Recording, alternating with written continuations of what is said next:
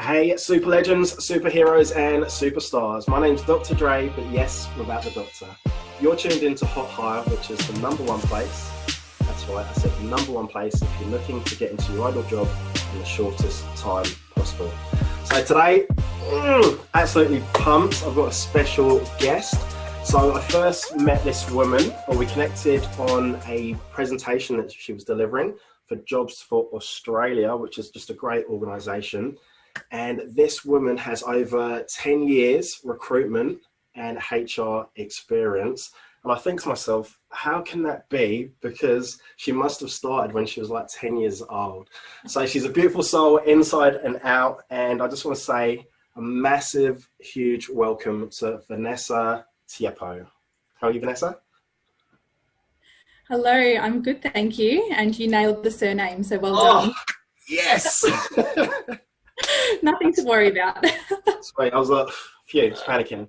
Right, so you've been going through, a bit of I guess, because you're based in Melbourne, so Yes. with all like COVID and everything, and what's happening now? Have you come out of that? Yeah, so we're finally out of lockdown. So things are going really well here in terms of the COVID cases. I think today was our 11th day of no new cases, which is amazing considering when the lockdown all started, it was like 700 plus cases, but we are all still working remotely, of course. I'm very used to it now. It feels crazy how long it's been. But yeah, hopefully next year, looking a little bit more positive. Oh, fingers crossed. Yeah. Right, Vanessa, can you tell us a little bit about yourself and what you do? Yeah, sure. So as you mentioned, I've got about 10 years of recruitment and HR experience. So I won't tell you how old I was when I started because everyone will know my age, but I wasn't 10 years old. You sure? You sure? Yeah. So I started in an IT recruitment agency, then moved to Telstra. I was there for about 5 years, various recruitment roles, did some projects as well. Most of that was, again, in the technology space. After that, I went to a digital and IT consulting organisation and did a hybrid HR and TA role. So I did a lot of like HR projects, business improvement, system implementation, and I was made redundant from that role in June, which really made me sort of think about what I wanted to do next in my career. I have always done quite a bit of coaching work and mentoring, but decided to take that sort of up a level and joined Jobs for Australia, which has been absolutely amazing just to keep me busy, broaden my TA network and really give that sort of purpose during this time, especially given the fact that I could also relate to the job seekers and what they were going through, trying to navigate applying for jobs, networking, etc. I've actually started studying a diploma of professional coaching as well. So awesome. yeah, so that's something that I'm trying to keep going with now that I've started full-time work. So it's a bit of a juggle, but yeah, that's what weekends are for at the moment, I guess. And in between, I had a contract talent acquisition role, which I found same as Jobs for Australia through my networks. And now I've just recently started a permanent role in another IT consultancy called Avanade. So they're huge. So global, owned by Accenture. I'm working with a couple of really fantastic ex-colleagues. So yeah, it just goes to show that, working through your networks and having that sort of specialty really pays off in the end. Well, congratulations. And you studied at uni, you studied HR as well, is that right? Yes, I do also have a HR degree, correct. All right, so I feel like you've got HR and recruitment like in your blood. Yeah, pretty much. Yeah, it's been a long time, but no. Hey, Super Legends, so sorry to interrupt the show. If you do like what you're seeing, please don't forget to like, comment, and share. Thank you. So, Vanessa, do you have any valuable tips that you can share with the audience?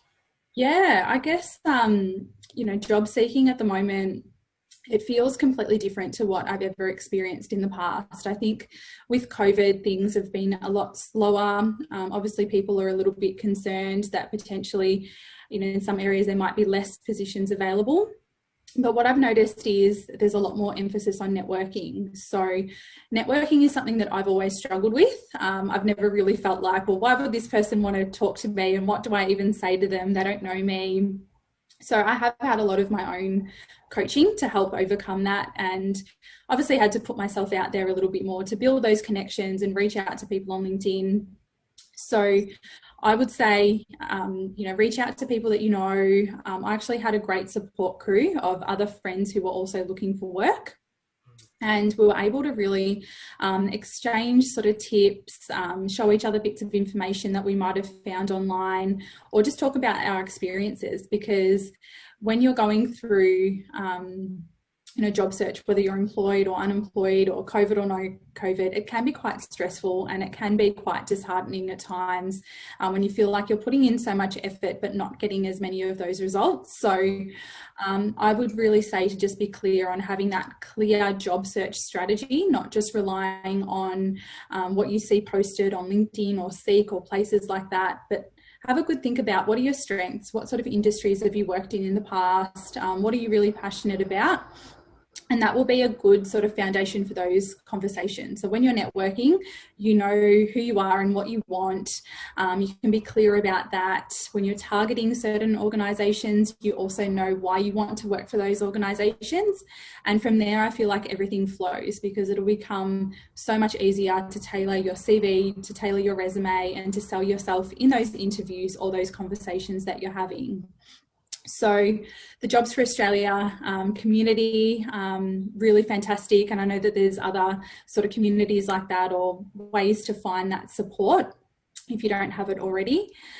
Because there's just so much information out there, and people are really, really willing to help. I think because we are sort of spending more time at home, and for Victorians in particular, it has been a sort of long lockdown. It's a lot easier to connect with people when you don't have to factor in travel time, and your days are a little bit quieter. You don't have all those normal things that you would usually do. So my number one tip is just reach out to people and go for it and see what happens. Yeah, I totally agree on that one. What was I going to say to you? So I know that you're doing your coaching. Is there anything else that you're up to? Any sort of like projects or programs or? Yeah, so from a work perspective, obviously things are pretty busy, but are still sort of getting up to speed there. I would say, in terms of the Jobs for Australia, there's a lot going on there, which I'm still very much involved in. So if you wanted to connect with me on LinkedIn, I like to sort of, share posts or comment on things to sort of share that information around. I'm also really keen to eventually start doing a little bit of my own coaching as well. Something that I guess once the dust sort of settles with everything that's going on at the moment, and I've got a bit more time to focus on the next thing, in conjunction with my studies, I would love to sort of start coaching people a little bit more. And what I'm really passionate about is not just sort of helping people find the perfect job, but sort of taking that to the next level and sort of thinking about, okay, what's going to light me up? What do I enjoy doing? What's playing to my strengths? I think we've all sort of experienced when we've been in a job that we don't like, or we've felt that even if we do like the job, we're not challenged enough. Perhaps there's no room for growth.